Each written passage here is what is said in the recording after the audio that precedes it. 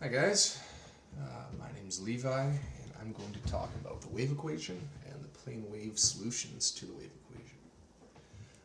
As a bit of a preamble, without waves there'd be no electromagnetism.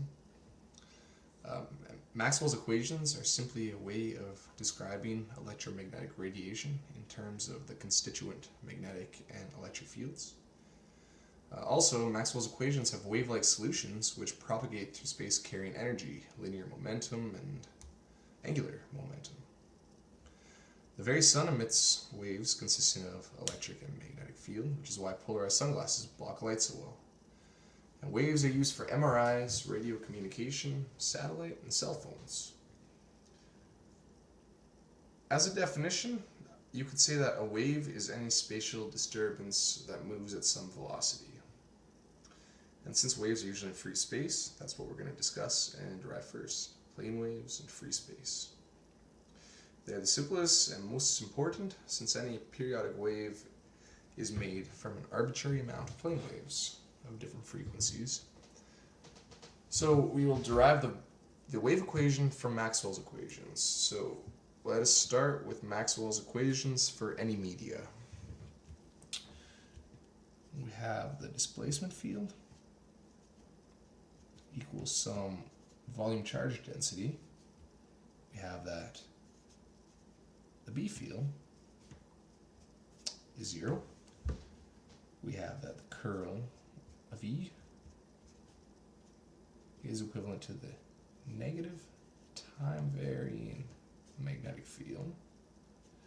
And we have that the curl of H is equivalent to the surface current density plus the change in the displacement field.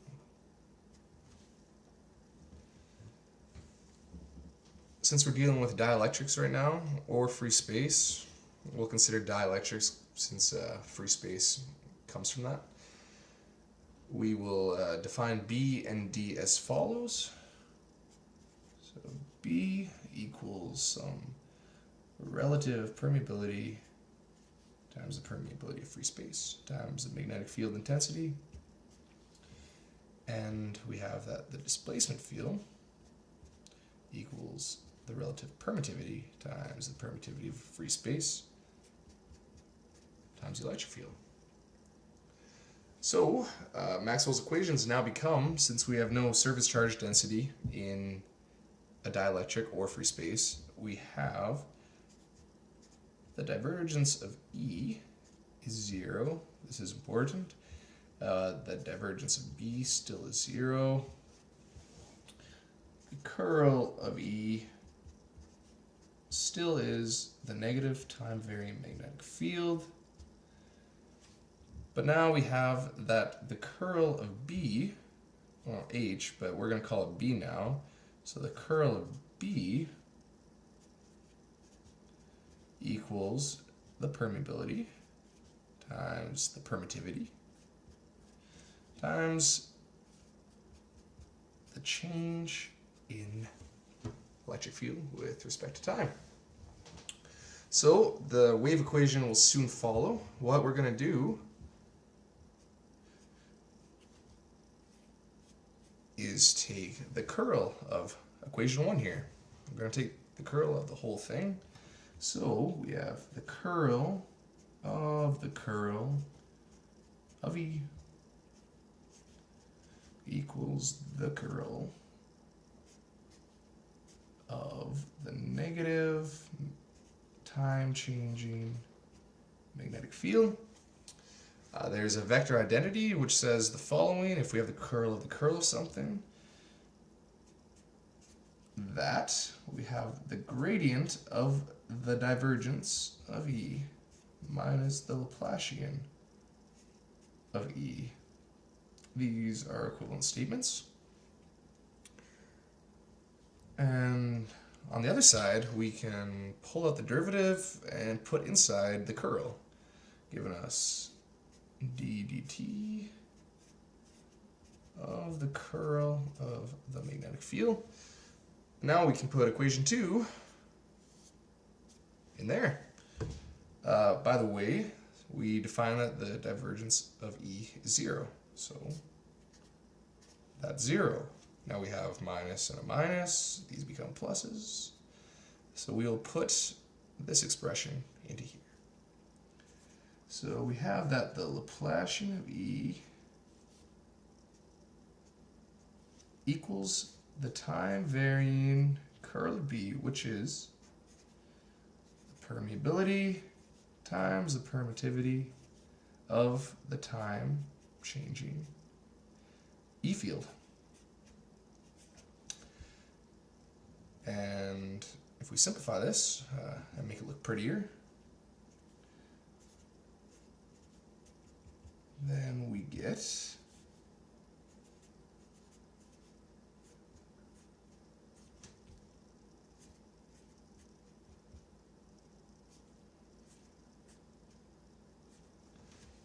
so this is actually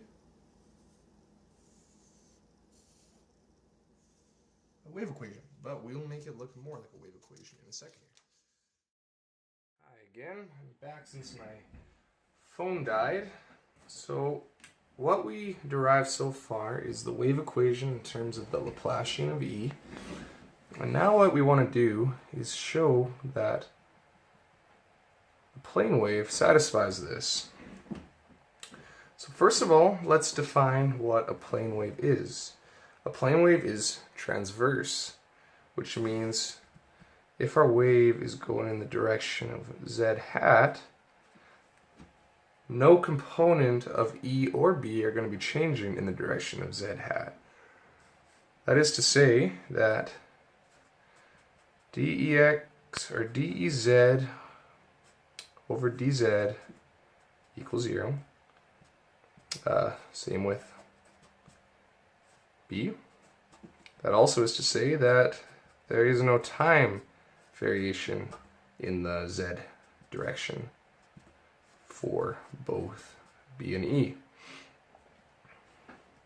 So then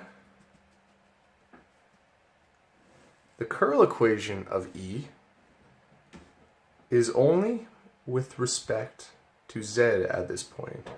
We are going to have an EX with respect to dz, and we're going to have a DEY with respect to dz.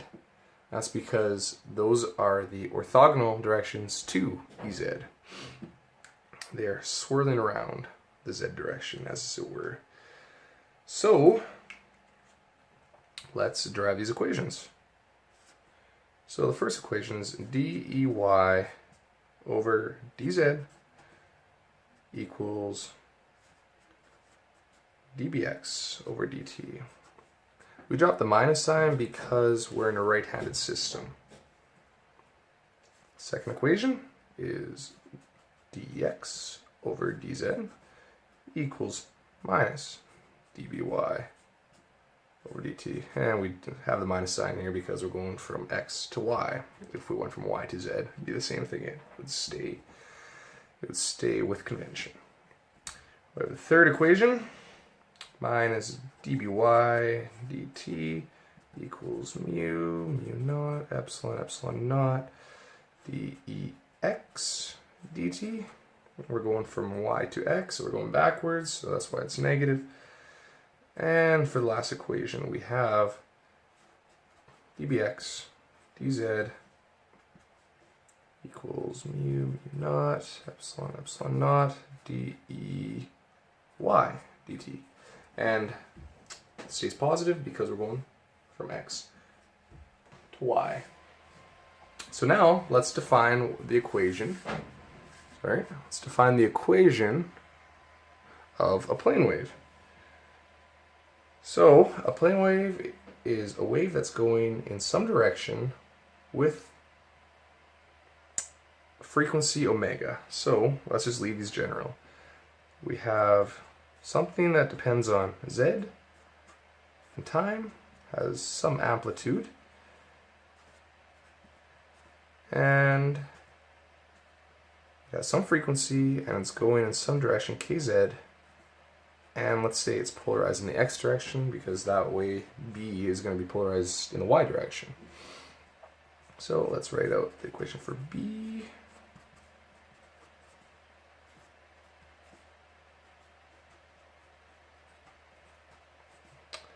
And that's in the y direction. So now let's use equations 1 and 4 with these guys. And let's see if we can solve for the speed of light.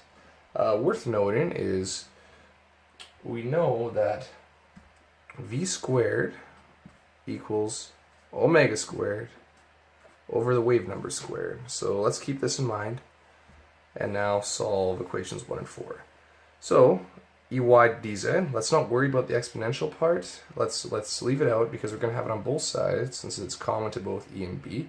So let's differentiate e with respect to z, and we will get minus e naught kz. And now let's differentiate b with respect to t, such as we pull it on omega. So b naught omega. Let's do equation 4. So b with respect to z is minus b naught kz.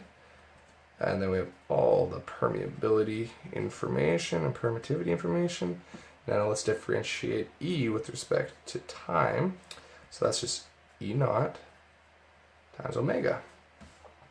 Solve this guy for b naught over e naught. That equals minus kz over omega. Let's do the same for this guy. B naught over E naught equals mu naught, epsilon naught, E naught, not E naught, omega, over kz. This is all negative. And lastly, let's put this into there. So we have minus kz over omega equals minus the permeability and the permittivity, omega over kz. We want to find what omega squared over k squared is.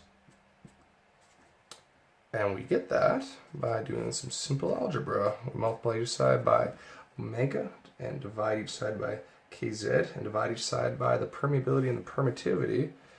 And we get that omega squared over k squared, which is the velocity squared, equals 1 over the permeability times the permittivity. So effectively what we have done is proven that the plane wave equation solves the wave equation. So we have just shown that we can derive the wave equation from Maxwell's equations. All we had to do was take the curl of this equation on both sides and then plug in this equation, and then we end up with the Laplacian of E equals the permeability and the permittivity multiplied by the second time derivative of E, which is the wave equation. Then we showed that with a plane wave, which is monochromatic, meaning that it's transverse, which satisfies the condition that Ez or dEz dz equals 0 and dEz dt also equals 0. It's monochromatic, so it satisfies that condition. Also, since it's transverse, it means that the curl of E can be broken up into that equation and that equation. And that's just because there is no z component of E that's changing. The same can be done with equations 3 and 4. And then when that is done, you can use equations 1 and 4 with our plane wave equations, these equations. And when the math is worked out, you get B0, or B naught over E naught equals minus kz over omega. You substitute that into what we solve for equation 4, which is similar, except it has a permeability on it. And then what you get is omega squared over k, well, this is actually kz, over kz squared equals v squared, which equals 1 over the permeability. And we take the square root of that, and we get that the velocity is 1 over square root of the relative permeability and permeability, permittivity and permeability multiplied by the free space constants. This gives us the speed of light, and when the permeability and permittivity are both 1, such as the case when we're in free space, then that's all we get. We get the speed of light. So Maxwell's equations give the speed of light, which wasn't known to Maxwell at the time of writing these. These were just equations that dealt with magnetic and electric fields, but magnetic and electric fields, when they interact, are light. So it's interesting that E cross with H actually gives you the direction of light. Thanks for listening, and I hope this was informative.